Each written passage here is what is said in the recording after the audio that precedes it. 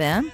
We're also streaming from that SuperTalk Mississippi app and your local SuperTalk Mississippi radio station.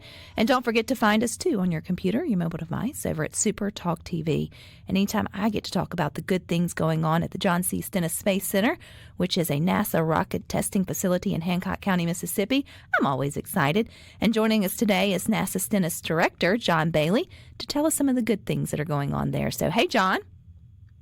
Hey, how are you? I'm doing well. I'm doing better than I was a few days ago, so I can't complain. But I'm always excited to have you guys on to share about the good stuff going on down there. And I heard that there were some reports that came out that said you guys are up to some good, at least economically, for our state and beyond. Yeah, absolutely. We continue to grow from a rocket propulsion test perspective, our multi-user test complex where we're testing for both government customers and commercial companies. And you're right, we just got some updated economic impact data from FY23, fiscal year 23. And we had an economic impact of about $850 million. That's a local impact. Which is absolutely fantastic, and that is just primarily the NASA work that goes on here at Stennis Space Center. So a huge economic driver for the Gulf Coast region, and we're extremely proud of that. You should be, and I think more people need to recognize that there's always cool opportunities going on there. One of the things, I always like to talk about whenever we get a chance is to encourage our kids to think about, hey, you don't have to leave Mississippi to get these really cool jobs. You can do astronaut-like things and never, necessarily go to space, but you can still stay here and work and, live in your home state and do some really significant things out there. That economic sort of impact, I know it's the jobs and all that, but help us understand how you are bringing that in by what you guys are doing there on site. Yeah, all the way from the traditional government-type test programs where we're testing rocket engines for the Artemis program to partnering with commercial entities who either pay us or either lease underutilized facilities from us to come here and test actual rocket propulsion systems and engines. And also from not only just rocket propulsion testing, but also we manage and run a very unique federal city here where we have other federal agencies, state agencies, commercial companies, academia, who all are tenant to us here at Stennis. So all those different things bring in that revenue to the center. So I know one thing that's big going on there is trying to get us back to Mars or to Mars. And a lot of the testing is going on there at Stennis Space Center. So what's new on that front? Yeah, absolutely. We continue testing the RS-25 engines. Those are the engines that power the SLS rocket, which will be the rocket that takes us back to the moon and then on to Mars.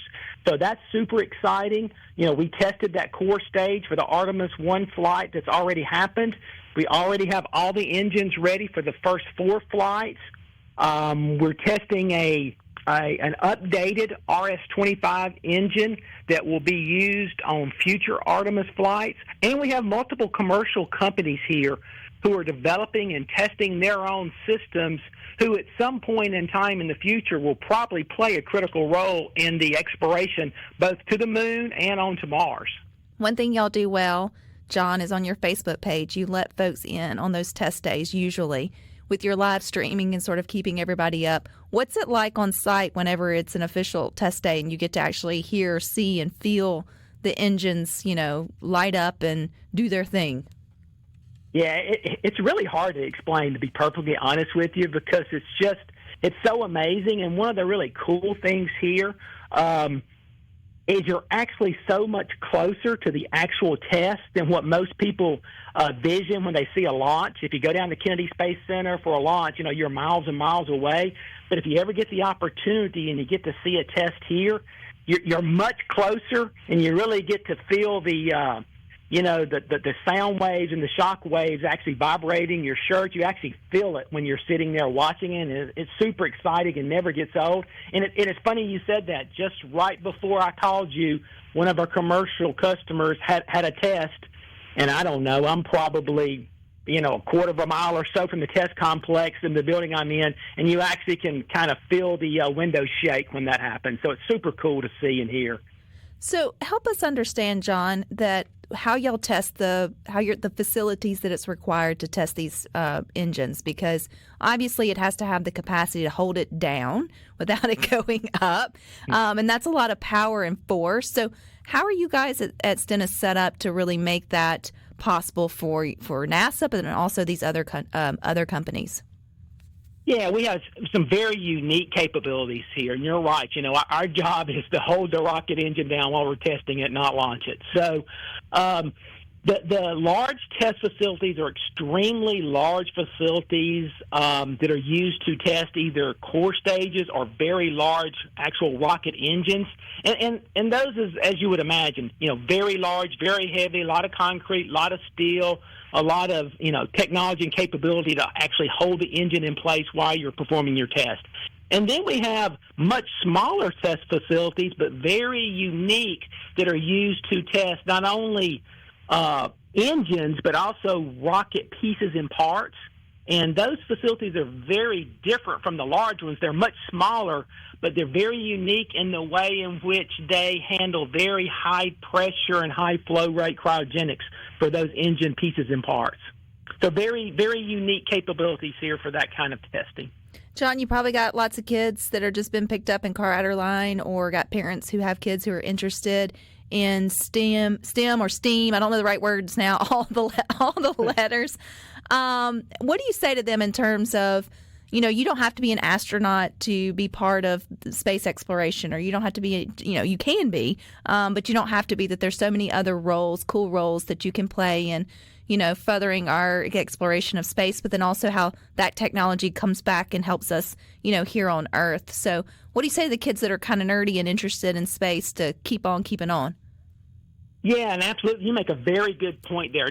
Traditionally when we think of NASA, we think of the STEM career field, science, technology, education, but it really, in engineering, it's more than just that. It's actually, we have folks in communications, we have attorneys, we have, public affairs folks, we have procurement folks, we have, all the accountants, all the different disciplines you need to run any business.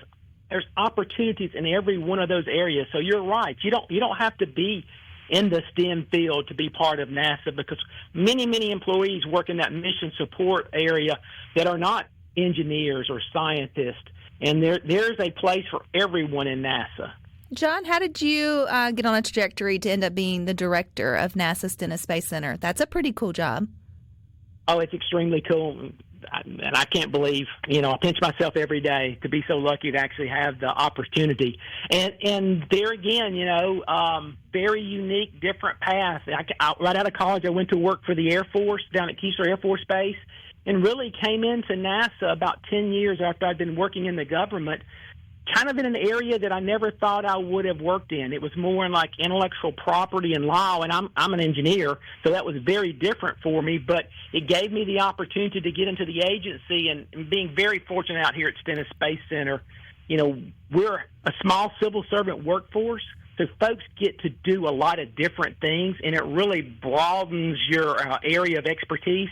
And it just allowed me to, over time, experience a lot of different things and grow to finally get to the point to where I was appointed to this position. As director, can you push the button to start the engines?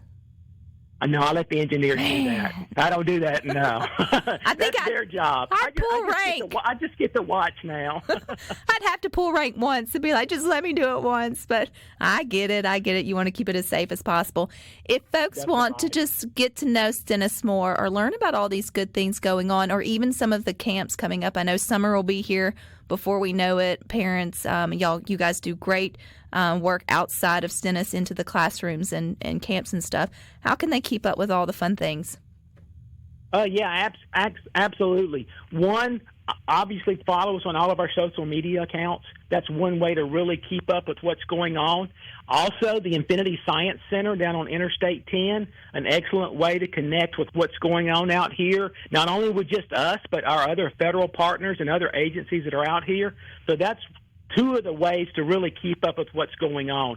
Obviously, during the summer times, the astro camps that are going on around the communities, those are extremely fun for the kids and very rewarding, and kind of teaches them who we are and what we do.